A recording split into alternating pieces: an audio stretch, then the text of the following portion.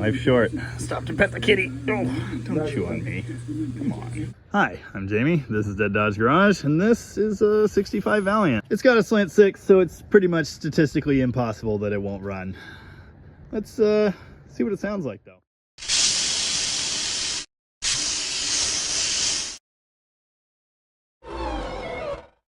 One particularly cool feature on this one, Super 6 setup. That doesn't belong there. The Super 6 setup was found on F bodies and such in the 1970s. It never would have been on any earlier car like this, but of course it bolts right onto the earlier Slant 6 with no problem. Uses a special Carter BBD, dual barrel carb, a special intake of course, and a special exhaust manifold to allow for this choke, which goes the other way. Speaking of which, the linkage is also all different because it goes the other way. Factory, this thing should have had a twist throttle linkage thingy. It's been converted to a cable, which is what a V8 car would have used. It's a beautiful day and the Ram chargers are out. This car is actually kind of cool. It's got a lot of neat features. It's a total rusty pile and it's full of Bondo. It's also slightly full of fiberglass because the cowl rusted out 30 years ago. I've seen worse. It's been a while. Someone definitely loved this car at some point. It's got custom made carpet in the trunk. It had a fancy stereo, of course the Super 6 setup. It's even been lowered.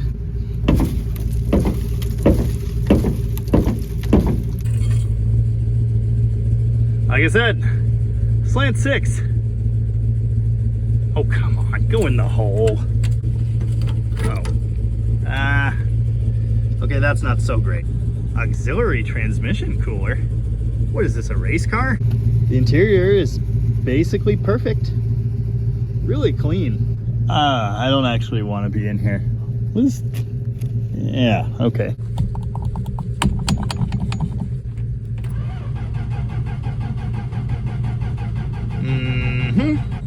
Yeah, okay. Old Mopars never die. They just take naps. I love that it's too cheap to have reverse lights. That's my favorite. It's really rare to see this piece of metal intact. Figured out what the weird hissing noise was. Points ignition. Might run. Might have to file the points. I'm gonna try not to. If you've watched the channel for any amount of time, you're pretty familiar with the procedures here, probably. Well, that and like every other YouTube channel does this, so I'll spare you the details. Let's see if it makes fire. Yeah, of course it does. Can't pre-fill the bowl because of course it's this stupid late BBD with a plate in the way. Notice the gas pouring out around the throttle shaft. Yeah, normal BBD problems. Other than that, they're pretty good units. Dude, you can't be serious. It has brakes. The antifreeze, it's free. It's the antifreeze for me. Any gas spewing everywhere yet? I don't see any. You can put the clamp on the carb. I know that.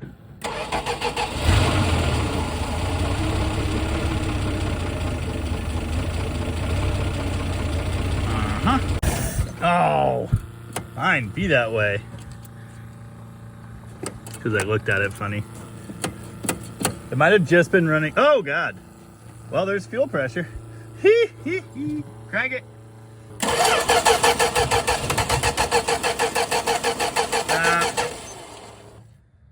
It might be full of stuff.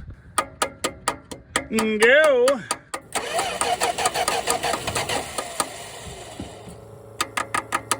Wait. Oh. Well, that's not good. Kickdown linkage is on backwards. That might explain it. Okay, go. All right.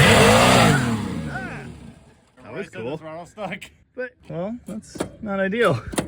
Wait, what? Hit the throttle. Let go of the throttle. It works perfect out here. Okay, start it.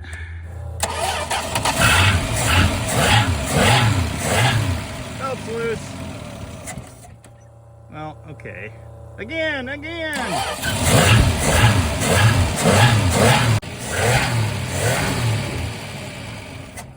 Well, that's not ideal. Oh, wow. It actually returned from a test drive successfully for once.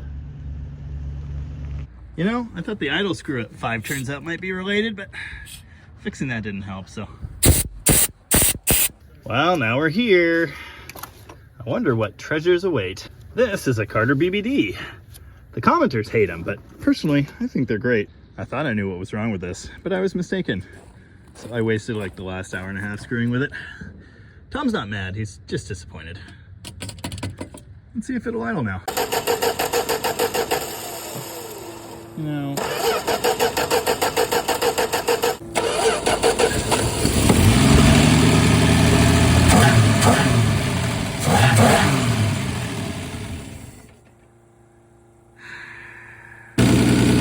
Stay. Good slant. Man, I don't get it. It's gotten better though. It kind of idles. I'm just about ready to take it out back and shoot it. And it must know it, because now it'll stay running. Nice. I went through this carburetor, I cleaned out all the passageways, I cleaned all the gunk out of the bottom of the bowls, new gasket in the bottom, but didn't have a new top plate gasket. All the gas seems to be staying in, so that's fine. There was still zero idle fuel. I ran the idle screws way farther out than they're supposed to be, and there was still basically zero idle fuel. Now I do this thing I call the rag trick. Of course, I'm not using a rag here, but I still call it the rag trick. What I was doing in this case is just shutting the choke. And that tends to create a whole bunch of extra vacuum there, and it tends to suck through whatever debris is making your carburetor not function correctly and magically fix things. I've had a really good track record with that. With the choke, it wasn't working. Then I jammed 3 fingers in here and fully closed it off, and then all of a sudden it idled. Figured that one out. It was like daylight when I started this. What happened? This is cool. It has a sticky throttle problem, but only from in here. It's because the pedal itself is like half wested solid. Magic spray then. Alternator belt tightened. Well, what's the worst that could happen? I just can't believe it charges. That's amazing. Oh, by the way, I hadn't dropped it in gear yet. I was just assuming it would work, and it does. Do the brakes actually work? They do! Oops. That's my bad. Yeah. And the power steering's back too, kind of, sometimes. Part-time. Woo! My usual approach wins again, which is just beat on the dimmer switch until something happens. 2 low beams, running lights, license plate light. Oh yeah, forgot about all the rat poop. This usually goes so much better. Well, the good news is what I thought was a slipping transmission problem was a slipping grass problem. Oh yeah, I forgot it. It needs the Fonzie. There we go. It was stalling, which was kind of hilarious. The positive fuel pump wire got wrapped up in the steering column and unhooked the ignition. 1965 Plymouth Valiant. The official car of... I'm tired of this thing, I think. Nothing opens right.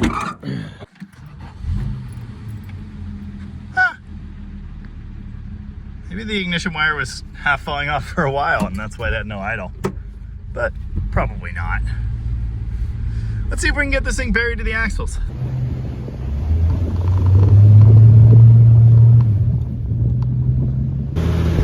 I bet we can.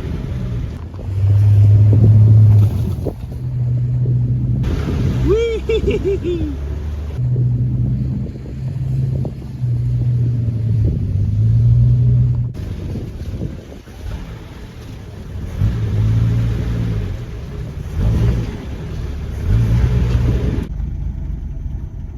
Yeah, I'm not super worried about that.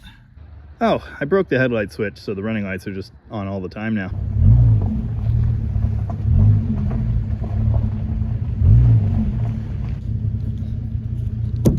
I heard you guys hate brake stands.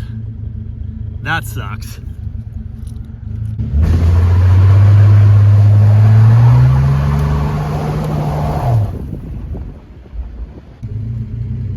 She's a performer.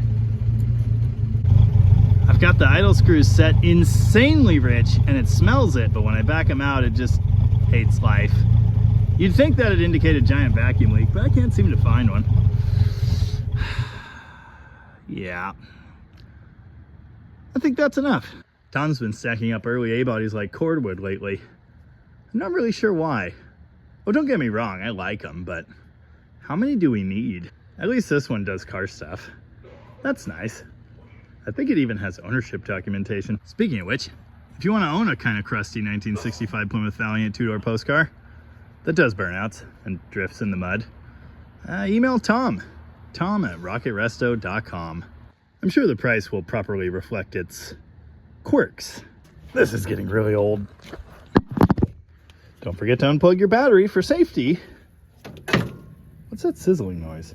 Have I mentioned that I love the Slant 6? I'm going to be putting a turbo on one of these in the near future, I want to say. Yeah, we'll see. Anyway, thanks for watching. And remember, if your friends say you should stop buying pieces of junk, get different friends. You don't need that kind of negativity in your life.